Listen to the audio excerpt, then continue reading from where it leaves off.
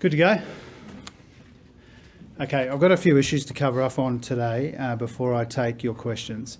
The first one is, having come back from a few days of consultation with economic ministers from key countries around the world as part of G20, as well as the heads of some of the major international economic institutions, I think it's fair to say that there is a lot of concern around the world about the state of the global economy. Those concerns focus on China, focus on the United States, and also, of course, on the situation in Ukraine. And the challenges that are being faced by countries around the world are some combination of high and rising inflation, rising interest rates and the slowing growth that brings about, food and energy insecurity, and also the issues around governments' choices being constrained by the debt that a lot of countries have added to over the course of the pandemic in particular. The world economy is a difficult, if not dangerous place right now.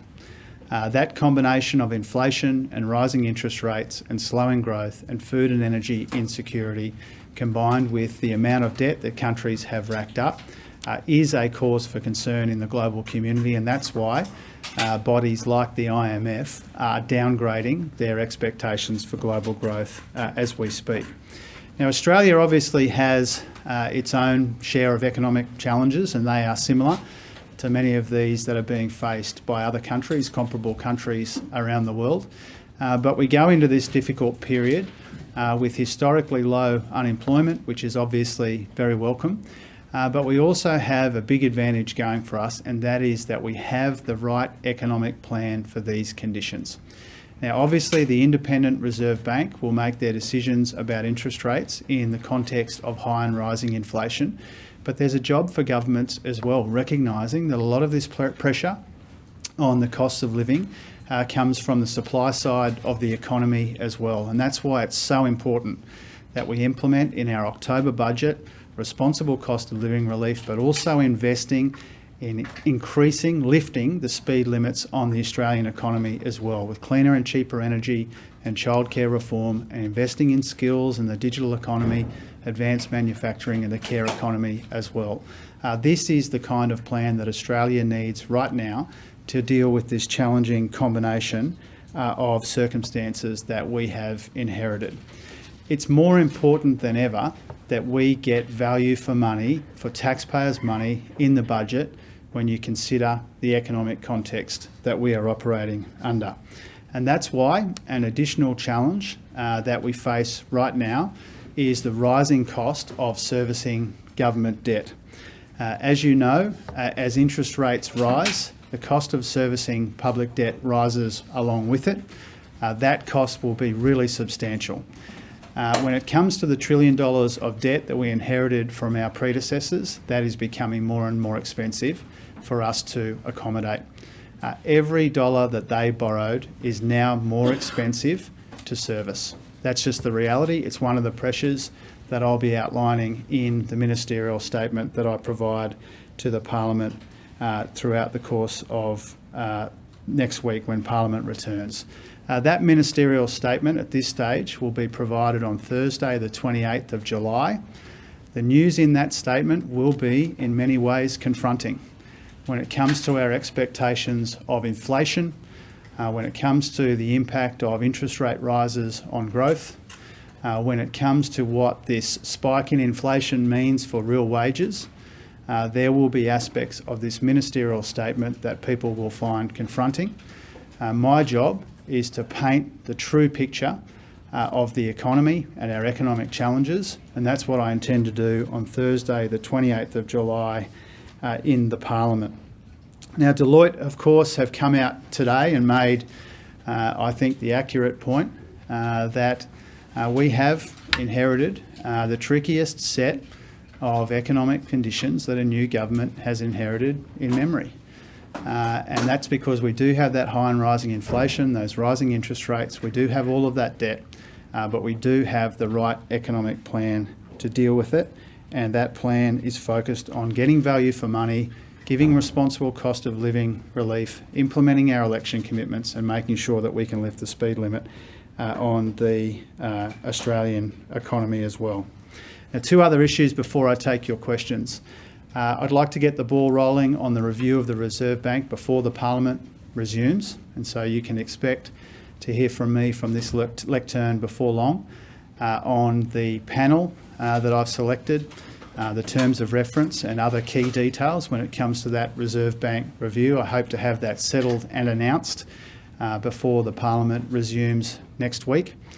I've got a little bit of consulting still to do, including with the opposition, but I have come to a concluded view almost on the nature and timing and composition of that review process, and I hope to be able to talk to you about that before long. And then finally, you all would have seen the announcements today in relation to the ANZ Bank and Suncorp. I wanted to remind you that there is a process involving the regulators which concludes with an approval process involving myself. It wouldn't be appropriate to get into the details of that process as it evolves. It obviously involves the the competition watchdog, and also the other regulators, and culminates with a decision by me. So for that reason, I'm sure you understand that I don't intend to comment on that proposal that's been announced today, except to say there will be a time at the end of that process when I'll come to a concluded view. Paul. The Australia Institute has a report out today that profits, not wages, are driving inflation in Australia. Why not consider a windfall profits tax as an option to pay for investments and pay down debt? Well, it's very clear to us that wages aren't driving the inflation problem that we have in our economy. I think that's self-evident. You could make a relatively long list of the factors contributing to inflation in the Australian economy, and wages growth wouldn't be on it. We've had stagnant wages in this country for the best part of a decade. We've now got real wages going backwards substantially, which is the worst combination of that wage stagnation and spiking inflation. And so I think that it is broadly accepted, certainly amongst independent, objective observers of the Australian economy, that wages aren't the problem when it comes to the issues that we are confronting. We've made it clear that a windfall tax is not something that we are considering. It's not something that we are proposing. I had a long conversation with Joe Stiglitz about this morning in my office. We've made our view clear on that for some time. Treasurer, Rosie. Will you have to find further savings, or will you have to identify further savings to offset the COVID payments announced on the weekend and, as you mentioned now, increased debt from high interest rates? We will be finding further savings in the budget. We've made that clear. One of the expected outcomes of our audit into rorts and waste in the budget is to see where we can trim spending, which has been allocated for political reasons, not economic reasons, by our predecessors.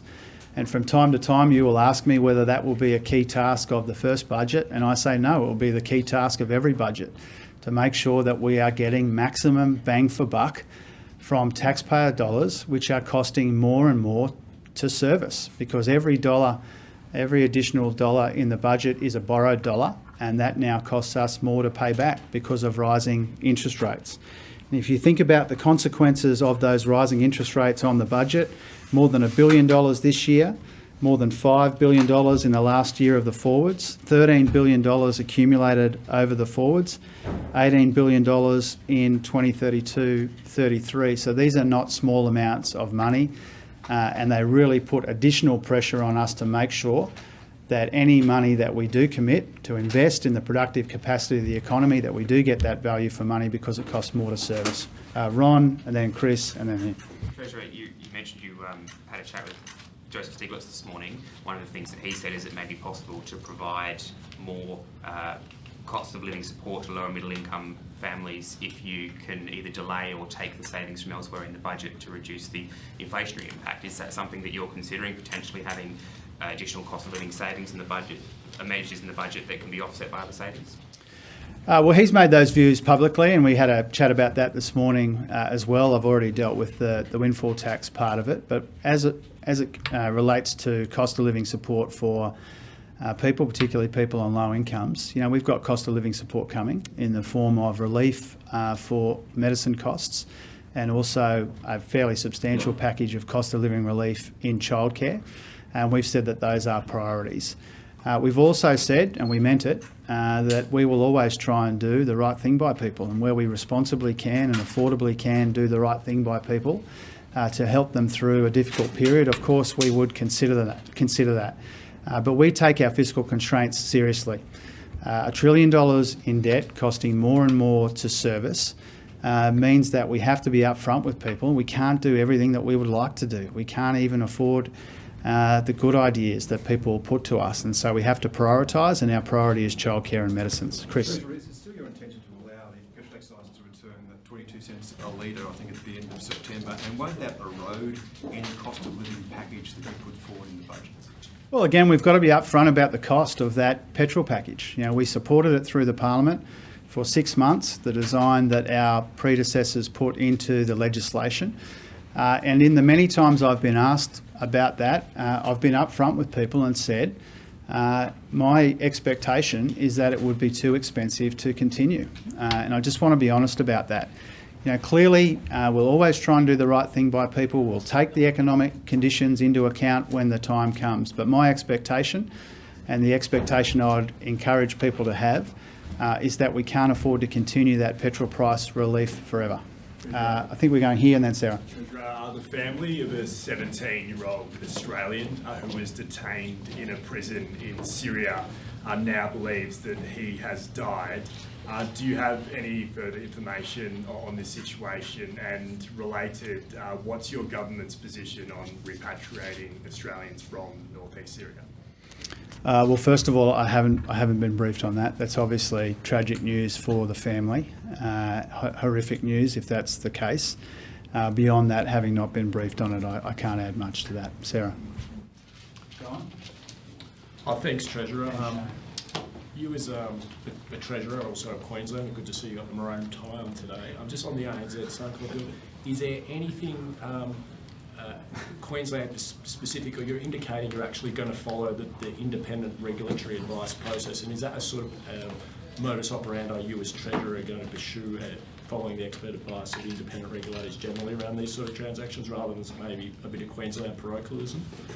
Yeah, I wouldn't see it that way. I wouldn't apply that to the process. I mean, everybody knows where Suncorp is based, and everybody knows its contribution to the Queensland economy, and I don't intend to kind of colour that up for you. I will be entirely, completely consistent with the process that's set out. There is some discretion for treasurers at the end of it, but it's based on the conclusions of the competition watchdog and the other regulators as well. And so I intend to take that advice seriously, and for that reason not go into it any further. Shane? On your statement next week, will you be giving fresh forecasts, updating the forecasts that were in the budget, and on the RBA review, you said you're going to consult with the opposition. Does that mean Angus Taylor? And if they come up with ideas, will you incorporate those into, say, your terms of reference or the nature of the review? Well, in reverse order, I intend to consult with Angus Taylor about it. We've had a text exchange and a brief conversation where I indicated to him some time ago that I'd be in touch with him about the Reserve Bank review. You know, I genuinely think that something like reviewing the Reserve Bank and the way that we conduct monetary policy in our economy and in our country is something that should be as bipartisan as possible, and so I'll have a proper conversation with him.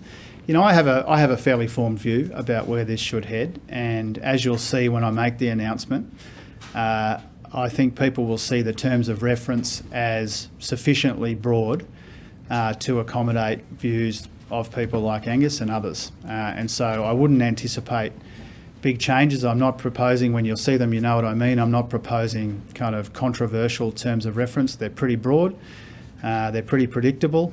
I'm sure if you wrote terms of reference, having followed it as closely as you had, you'd come up with something pretty similar. So I'm not expecting big changes after I speak with Angus, but I do want to have a proper conversation with him. And remind me of the other part of your question, Shane.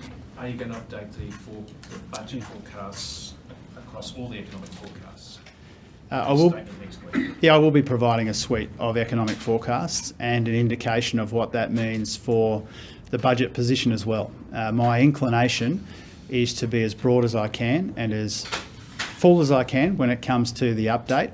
As you would appreciate, we've got data coming out almost every day at the moment, which has implications for the forecast. So I'll give as much as I can, consistent with the fact that it is notoriously difficult right now to pick how the economy is evolving. Sarah. Thank you.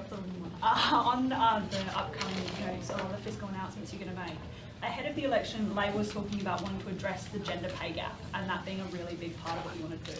But now you, of course, inherited a budget position and so on. It's very, very difficult. Is that something now you have to put on the back burner as you focus on repair? Or if not, what can we expect in some of these updates and so on regarding this particular area of policy? Yeah, well, the ministerial update on the 28th of July won't be a policy statement. It won't have new policy announcements. It will talk about the relevance of our economic plan to the combination of challenges that exist in the economy right now. But obviously, the gender pay gap is a huge focus for us. And whether it's the transparency measures that we have talked about in the past, whether it's making sure that in the care economy in particular, that people get decent wages, it is and will continue to be a big focus for us. Even if it's not, a large portion of the ministerial statement on Thursday week. Treasurer, will the federal government consider implementing the military to help out in the aged care sector? Obviously, the third wave of COVID's going through aged care homes again. Will the federal government consider a military intervention there? I haven't spoken to Mark or Annika about that today. I assume they're keeping their options open, but beyond that, I don't have much to add. We'll go to Phil. We'll go front to back. Just on reference to Shane's question about the forecast, you said in your opening comments, confronting, I think. So can we take that as confirmation that the wage growth numbers in the budget, the inflation figures and the GDP numbers will all be worse than the Morris and Frydenberg's last budget? I wouldn't assume that necessarily, but certainly, there'll be an inflation spike, which will be accurately... You said confronting news for wages growth and GDP. Will they be downgraded? Well, I think it'll be confronting in terms of real wages, because there is no credible economic forecaster in Australia right now who thinks that wages growth is going to keep up with inflation, and we will be revising up our expectations for inflation, and so that will make the real wages situation worse before it gets better. Are you expecting a drag on growth, given all that's going on the last couple of months with COVID and inflation? Yeah, well, I would certainly say that rising interest rates has an impact, or will have an impact on growth in the economy, and I'll talk about that in the update. We'll go here and then Jane. Treasurer, given the paid pandemic leave debate exposing a lot about Australia's insecure workforce, do you think there's scope to actually bring forward some of the reforms in that area? We're obviously interested in making sure that paid leave is as generous as it can be, consistent with our fiscal constraints, our budget constraints. And so we are not currently contemplating bringing forward any of our plans in paid leave, but it's a big priority for us, consistent with our fiscal pressures, and so we'll always be on the lookout for ways to be able to do better by people. Treasurer, just back on the question of repatriations, there are fresh calls for the Albanese government to repatriate the Australian women and children, the families of IS fighters from Syria. The previous government refused to repatriate them. Are you comfortable with maintaining that position, and is that effectively Australia absolving its global responsibilities? Well, Jane, and others, I understand the interest in this, but not being fully briefed on these circumstances or the implications for our policy, I'd rather leave commentary to others. Can I just go back to the COVID payments? Dominic Perrottet said this morning that he would like to see those payments continue on for as long as mandatory isolation rules stay in place. Is it feasible for the government to turn off those payments at some point while you're still requiring people who have COVID to isolate under the law, or are you going to have to entertain extending those payments beyond October cut-off? Well, first of all, I pay tribute to the premiers and chief ministers of both political persuasions for coming to the table and helping us solve what was a really difficult problem with substantial implications for the budget. So whether it's Premier Perrottet or the other premiers and chief ministers, I thought they did a really good thing on Saturday when Anthony got them around the table to work out how we could fund an extension of paid pandemic leave. And so that is very much appreciated, and I'll be able to tell that in person to the state and territory treasurers when I meet with them on Friday in Brisbane. That will be my message to them as well. In terms of how long it needs to be extended for, what drove this decision was the health advice. And the health advice was that we will see a spike in cases, which will be difficult to deal with, but the spike is expected in, I think, August or perhaps early September. I'd have to check the exact timing of that health advice. And so we've extended the paid pandemic leave to the end of September. We've been flexible about that for all of the best reasons. The health advice was important to us, our fiscal constraints were very important to us, and the states helped us out on that front. And we said all along we'd try and do the right thing by people as we all try and confront this increase in cases. And it comes in addition to the deal we did with the states on hospital funding as well, which is another important part of the story. So we've extended it to the end of September. We think that's about right. But I think what we've shown is a capacity to respond responsibly to the health advice as it evolves. A teacher in your electorate, Digi, I believe you're across her fight for a visa. Yeah. Are you going to step in to help her stay? We've been working around the clock on this. Clearly this is a very concerning issue for our community. She's a legend in our community, absolute legend. And ideally we would have found a way to be involved earlier than now. It's quite late in the piece, which is personally worrying to me. I've been working with the principal of Marsden High, Andrew Peach, who I've known for a long time, and my office locally, my electorate office, has been talking with the department to see if anything can be done. I don't want to overpromise and underdeliver there, but I do recognise the serious time constraints, and I do recognise the contribution, the immense contribution that she makes to our local community. I might take two more. Treasurer, you say you're going to deliver cost of living measures in the budget, but considering the impact that interest rates are going to have on taxpayers and the fact that debt's becoming more expensive, can you guarantee that Australian families and businesses will be better off once you've handed down your budget? They will be when our cost of living measures come in, absolutely. If you're a new parent, newish parent, dealing with astronomical childcare costs, of course you'll be better off once we invest around $5 billion in relief from childcare costs. And that won't be some kind of social security measure. That will help make our workforce bigger and more productive as more and more people can afford to return to work. Our labour market is desperately crying out for people. We've got skills shortages, labour shortages, and we deal with that through all of the issues that we'll be talking about at the Jobs Summit. But childcare is absolutely essential when it comes to that bigger, more productive workforce that we need, so that business can find the workers that they need and so people can earn more if they want to by working more. That's the intention of our childcare policy. It'll come in next year, but it'll be budgeted for in October. Last one, Rosie. Treasurer, you said your priorities are childcare and medicines for spending. Where are your priorities in looking for savings?